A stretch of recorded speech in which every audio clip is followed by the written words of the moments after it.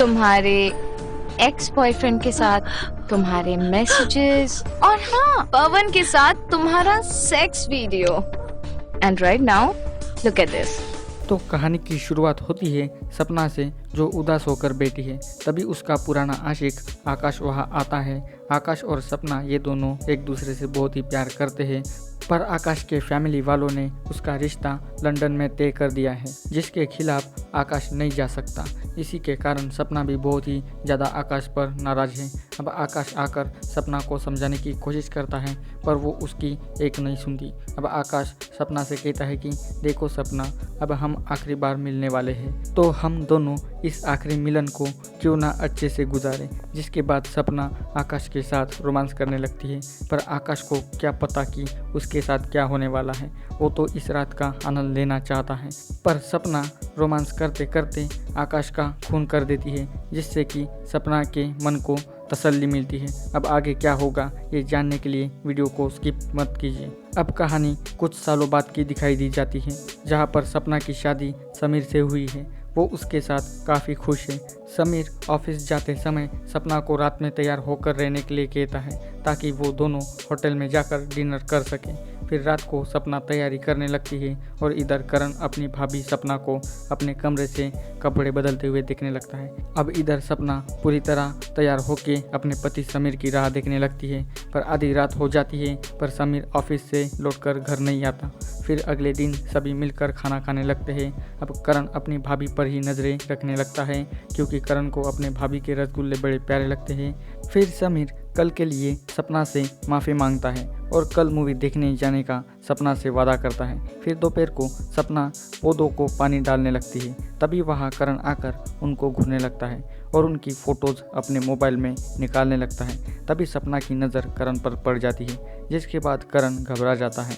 फिर सपना करण के पास आकर ऐसे घूर घूर के क्या देख रहे थे ऐसा पूछने लगती है, तो करण हड़बड़ाहट के मारे कुछ भी बोलने लगता है। फिर अगले दिन करण अपने ऑफिस में अपने भाभी के ही फ़ोटो देखने लगता है। अब करण की शादी तो पहले से ही जानवी के साथ जुड़ी हुई है, फिर भी वो अपनी भाभी की सिल तोड़ना चाहता है, पर क्या वो सच में ऐसा कर पाएगा ये भी देखने वाली बात है। फिर इधर रात को करण घर आकर जानवी के साथ इंटीमेट होने लगता है। दोनों इतनी प्यार से रोमांस करते हैं कि इनकी प्यार भरी आवाज़ें सपना के कानों तक जा पहुंचती हैं। जिसके बाद वो इन दोनों का रोमांटिक सीन देखने के लिए आ जाती है। वो धीरे से दरवाज़ा खोलकर इन दोनों का इंटीमेट वाला सीन देखने लगती है।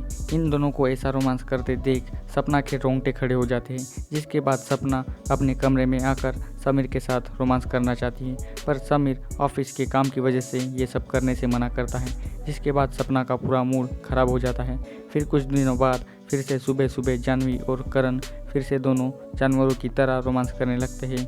दोनों ऐसे करने लगते हैं कि जैसे कि दोनों बरसों से कभी रोमांस ना किए हो। अब घर पर कोई नहीं होता, जिसके कारण दोनों भूखे शेरों की तरह आपस में रोमांस करने लगते हैं। पर तभी कोई घर की बेल बजाता है, जिसके बाद जानवी कपड़े लगाकर दरवाज़ा खोलने आती है। वो दरवाज़ा खोलती है तो एक अजनबी लड़का दिखता है। तभी सपना वहाँ आकर जानवी को बताती है कि ये पवन है, इंटीरियर डेकोरेटर। फिर सपना जानवी को डेकोरेशन का काम अपने कमरे से शुरू करने के लिए कहती है, जिसके बाद वो पवन को अपना कमरा दिखाने ले जाती है। अब उन दोनों के कमरे में जाते ही आपको ये पता चलेगा कि इन दोनों का पहले से ही अफेयर चल रहा था, पर पवन ने शादी करने से इनकार कर दिया। इसलिए जानवी ने अपनी जिस्म की प्यास मिटाने के लिए नया जोकर यानी कि करण पटा लिया। अब पवन फिर से जानवी के करीब जाने लगता है, पर जानवी उसे थप्पड़ मार देती है। तभी वहाँ सपना आ जाती है। अब रात को सपना फिर से तैयार होकर समीर की राह देखने लगती है, पर इस बार भी समीर कॉल करके उसे कहता है कि ऑफिस में एक इम्पोर्टेंट मीटिंग की वजह से मैं आज भी नहीं घर आ सकता और हम मूवी भी नहीं देखने जा सकते। अब इस बार भी सपना का पूरा मूड खराब हो जाता है। इधर जानवी परेशान होकर रोने लगती है और करण उसे उसकी परेशानी पूछने लगता है, पर जानवी बिना कुछ कहे रोते हुए वहाँ से बाहर आती है। अब ये सारा सीन सपना देख लेती है, जिसके बाद सपना करण के कमरे में जाकर क्या हुआ ये पूछने लगती है। फिर बाद में बातों बातों में सपना करण के हाथ से मोबाइल छीनकर अपनी खींची हुई फ़ोटोज़ दिखने लगती है। जिसके बाद करण घबरा जाता है, पर सपना तो करण के साथ फ्लर्टेशन करने लगती है और बातों बातों में सपना करण के साथ रोमांस भी करने लगती है। दोनों आपस में चुम्मा चाटी करने लगते हैं। जिसके बाद तो दोनों कंबल ओढ़कर इंटीमेट होने लगते हैं। फिर आधी रात को समीर घर पर आता है। इसके बाद शक ना हो इसलिए करण जानवी का नाम लेकर सपना की टुकाई करने लगता है। फिर समीर अपने कमरे में जाता है। उसके बाद सपना भी अपने कमरे में जाती है। फिर कुछ दिनों बाद जानवी और करण दोनों शॉपिंग करके घर वापस आते हैं और आकर अपना शॉपिंग का सामान सपना को दिखाने लगते हैं। फिर थोड़ी देर बाद जानवी का पुराना आशिक उसे फ़ोन करके एक वीडियो चेकआउट करने के लिए कहता है। जिसके बाद जानवी वो वीडियो देखती है जिसमें जानवी पवन के साथ इंटीमेट हो रही है। ये वीडियो देखकर जानवी के पसीने छूटने लगते हैं। जिसके बाद पवन जानवी को मुझसे मिलने के लिए कहता है। बाद में जानवी पवन से मिलने जाती है। उसके जाते ही पवन उसे पुरानी सारी बातें ताज़ा करने के लिए कहता है, यानी कि इस वीडियो के बदले उसे फिर से पवन के साथ इंटीमेट होना पड़ेगा। जिसके बाद ना चाहते हुए भी जानवी को पवन के साथ इंटीमेट होना पड़ता है। फिर कुछ दिनों बाद जानवी अपनी ज़िंदगी पर रोने लगती है कि तभी सपना वहां आकर उसे उसका वीडियो दिखाकर उसे शर्मिंदा करने लगती है। फिर जानवी अपनी सारी बातें सपना को बताती है। जिसके बाद सपना जानवी को एक काम करने के लिए कहती है। फिर जानवी सपना के कहे मुताबिक वो पवन को फ़ोन करके उसको फिर से उसी जगह मिलने के लिए बुलाती है। फिर जानवी पवन से मिलने जाती है, पर उसके जाने से पहले ही किसी ने पवन का गला काटकर उसकी हत्या कर दी है। अब जब वो वहाँ जाती है तो पवन को देखकर रोने लगती है और इधर से पीछे से कोई उसकी तस्वीरें लेने लगती है। तभी पीछे से सपना आती है, जिसको देखकर जानवी का मुंह खुला का खुला ही रह जाता है। सपना आकर उसे सब कुछ बताने लगती है कि कैसे मैंने पवन को मार डाला। अब जानवी इस चक्कर में पूरी तरह से फंस जाती है। जिसके बाद सपना जानवी को कहती है कि तुम्हारे नाना नानी नासिक में रहते हैं तो तुम वहां जाओ और आज से तुम करण को कॉल या मैसेज भी मत करना, नहीं तो तुम्हारे ये सारे वीडियोस मैं वायरल कर दूंगी। अब अगले दिन करण आता है तो जानवी नहीं होती।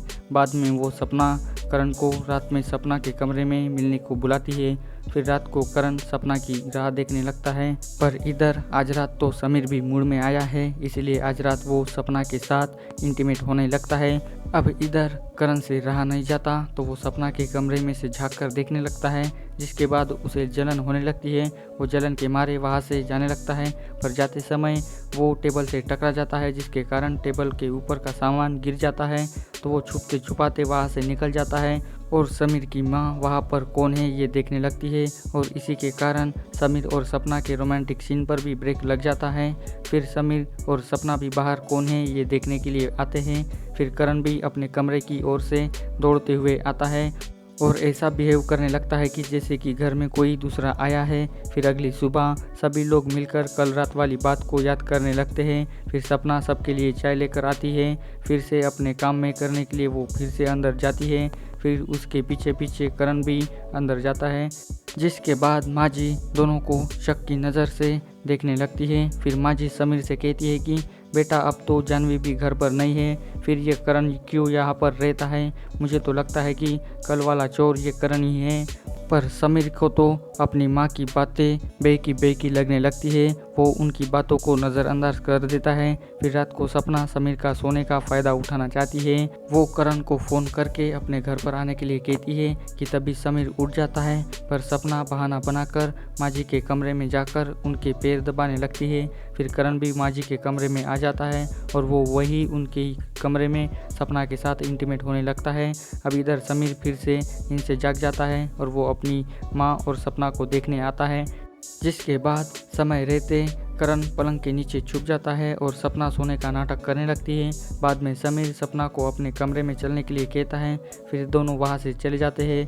फिर अगली सुबह माँ जी फिर से समीर को सपना और करण के बारे में सतर्क करने लगती है। इधर सपना माँ जी की सारी बातें सुनने लगती है। हर बार समीर अपनी माँ की बातों को नज़रअंदाज करने लगता है। अब सपना को माँ जी की बातें सताने लगती है। जिसके बाद वो करण को बार बार फ़ोन करने लगती है। सपना करण अभी के अभी घर पर आने के लिए कहती है, पर वो आने से मना करता है। जिसके बाद खुद सपना समीर से मिलने के लिए उसके ऑफिस में जाती है। सपना बिना कुछ सोचे वो सीधा मीटिंग हॉल में जाती है, जिसके कारण करण को शर्मिंदा होना पड़ता है। बाद में वो सपना को बाहर लेकर आता है और वो उसके साथ झगड़ा करके उसकी एक नहीं सुनता और वो उसे वहाँ पर अकेला छोड़कर वहाँ से चला जाता है। अब सपना करण की इन्हीं हरकतों की वजह से वो बहुत ही इरिटेट हो जाती है। फिर रात को करण घर आता है, जिसके बाद सपना उसके पास जाती है और सुबह वाली गलती को लेकर उससे माफ़ी मांगने लगती है। फिर करण सपना को माफ़ कर देता है और फिर क्या दोनों फिर से अपने रोमांटिक अंदाज में आ जाते हैं। दोनों फिर से अपने प्यार को बढ़ाने लगते हैं। दोनों बहुत देर तक रोमांस करते रहते हैं। फिर कुछ दिनों बाद करण अपना सामान पैक करके अपने घर जाने के लिए निकलता है। फिर सपना वहां आकर उसे दोबारा कब आओगे ये पूछने लगती है, तो वो अब आगे से ये सब करने से मना करता है। तो अब सिर्फ जानवी के साथ ये सब करना चाहता है, जिसे सुनकर सपना बहुत ही ज़्यादा गुस्सा हो जाती है। जिसके बाद वो बंदूक निकाल कर करण के ऊपर तान देती है। बाद में सपना समीर को फ़ोन करके अर्जेंटली घर पर बुलाती है। फिर समीर के आते ही सपना दोनों को अपने निशाने पर लेती है और कहने लगती है कि मैं करण से बहुत प्यार करने लगी हूँ और मैं अब उसके बिना नहीं रह सकती। पर यह है कि जानवी के पीछे पड़ा है, उसे तो सिर्फ वही चाहिए। अब मैं क्या करूँ, मुझे कुछ समझ नहीं आ रहा है। फिर सपना करण को अपने ट्रिगर पर रखकर उसको कपड़े उतारने के लिए कहती है और अपने पति समीर के सामने ही उसे अपने साथ रोमांस करने के लिए कहती है। अब ना चाहते हुए भी करण को ये सब कुछ करना पड़ता है। फिर इधर समीर अपने हाथों को जैसे तैसे करके छुड़ा लेता है। फिर वो चाकू लेकर सीधा सपना की गर्दन को काट देता है और इसी के साथ उल्लू की वेब सीरीज़ रॉन्ग टर्न की कहानी का भी अंत यहीं पर हो जाता है। अब बात करें इस वेब सीरीज़ की स्टारकास्ट की, तो इस वेब सीरीज़ में आपको परोमिता दे एज सपना, माधवी लावरे एज जानवी, लक्ष्य हांडा एज करण, ये सभी आपको इस वेब सीरीज़ में दिखाई देने वाले हैं।